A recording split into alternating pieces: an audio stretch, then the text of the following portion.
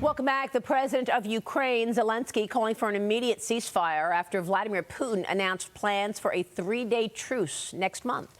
Now, Putin yesterday said that he wants a 3-day truce beginning on May 8th to May 11th to coincide with the 80th anniversary of World War II Victory Day.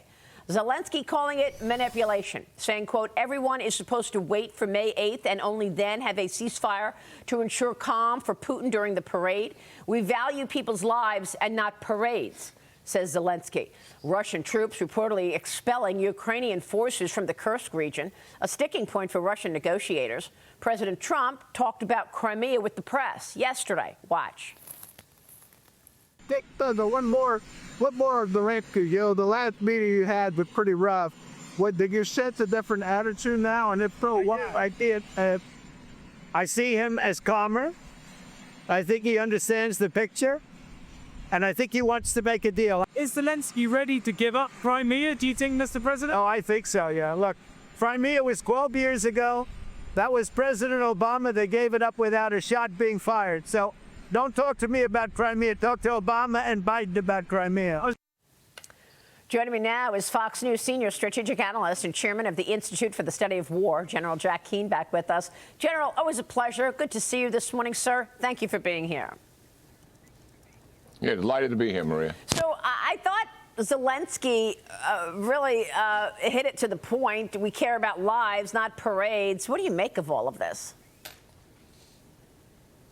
Well, I mean, the 3-day ceasefire that Putin is proposing, I mean, he's kind of trying to create the illusion that he's really interested in ceasefire when he summarily rejected the president's proposal of a 30-day ceasefire, which Zelensky obviously has accepted. The second reason for the 3-day ceasefire is he's going to have a lot of dignitaries there. There's going to be a lot of parades. There's a celebration. He doesn't want Zelensky and his long-range drones attacking Moscow and humiliating and embarrassing him. That's really what's going on here. It's just, Zelensky is absolutely right. It's just another manipulation on the part of Putin and manipulating the peace process. And I think credit the president for moving in this direction to try to get peace between Russia and Ukraine. But the reality is you're not going to get a deal unless both of them are really committed to it. And if in their hearts, what they're really committed to is peace on their terms, if that's really what their objective is, that means they're not willing to compromise, and we're likely not going to get a deal. That's the path we're on with Putin. Zelensky obviously is willing to compromise and make a deal. He's there. Putin is not there. And I think the president has come to the realization that it looks like Putin is manipulating him, and he's delaying. This is right out of the Russian playbook. He wants more concessions. He wants sanction relief. He wants to get more territory than what he's actually occupying in Ukraine. He wants to demilitarize Ukraine's military. Can you imagine that? He's been at war with Ukraine for 38 months, and he's been unable to defeat them. And actually what he wants Ukraine to do is surrender. That's the concessions he's asking for, and he wants the United States to capitulate to that. President Trump's not going to buy into that. So what would your most important counsel be? I want to get into Iran in a moment, but real quick, what does the U.S. do right now? I mean, remember the other day, the president said, listen, if we're not taken seriously in terms of moving this forward, ending this war, then the U.S. might have to walk away. Is that the right tact or something else? Two things the president can do to force Putin to the negotiating table: crippling sanctions, and that'll impact Putin quite a bit. Central bank, oil and gas significantly. Euros are willing to do the same thing. Senator Graham has got 60-plus senators willing to sign up for that to support the president. But Putin dismisses sanctions. It has never changed his behavior ever since sanctions were imposed on him. But nonetheless, it should be done because there is pressure points as a result of it. Second, he's got to upgun Ukraine, not so Ukraine can continue to fight, but because Putin pays attention to the military equation. And that gets his attention significantly. The attempt to force him to the negotiating table. Both of those things, it's about time to try them. Yeah, very good points. Let's move on to Iran, offering to meet with European officials on Friday before another round of possible nuclear talks with the United States, which are set for Saturday. Now, we don't have a deal yet reached after the U.S. and Iran met in Oman this past weekend. Here's National Security Advisor Mike Waltz with me on Sunday Morning Futures about the threat of Iran. Watch this. I know that you have talked about China being the long-term threat, but short-term, it's Iran, isn't it?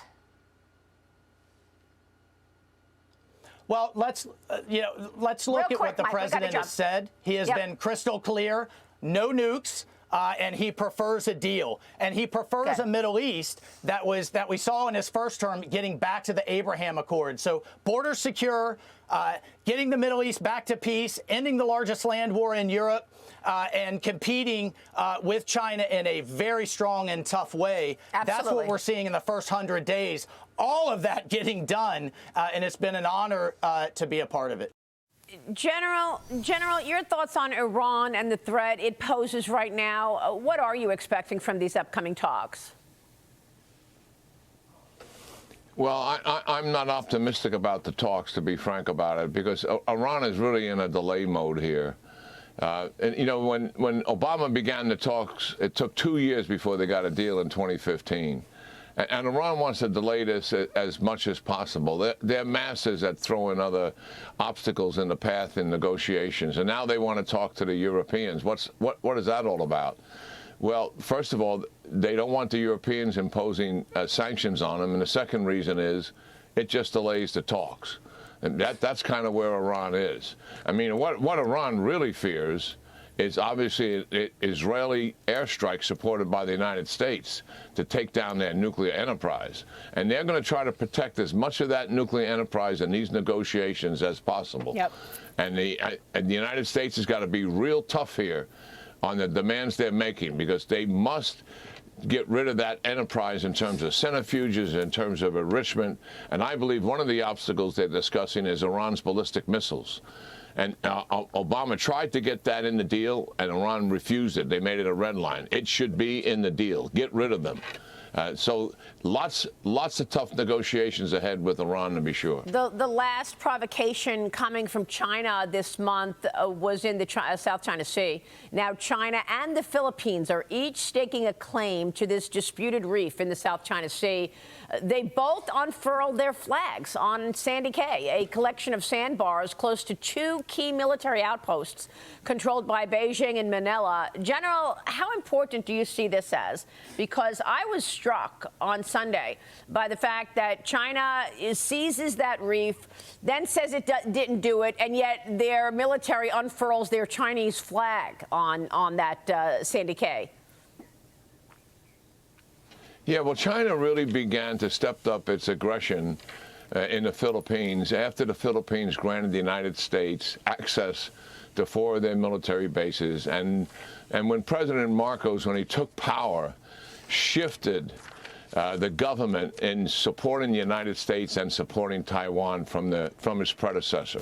That is when the aggression began, because China now saw another ally right there in the South China Sea that was aligned with the United States and Taiwan, and they have put this pressure on them.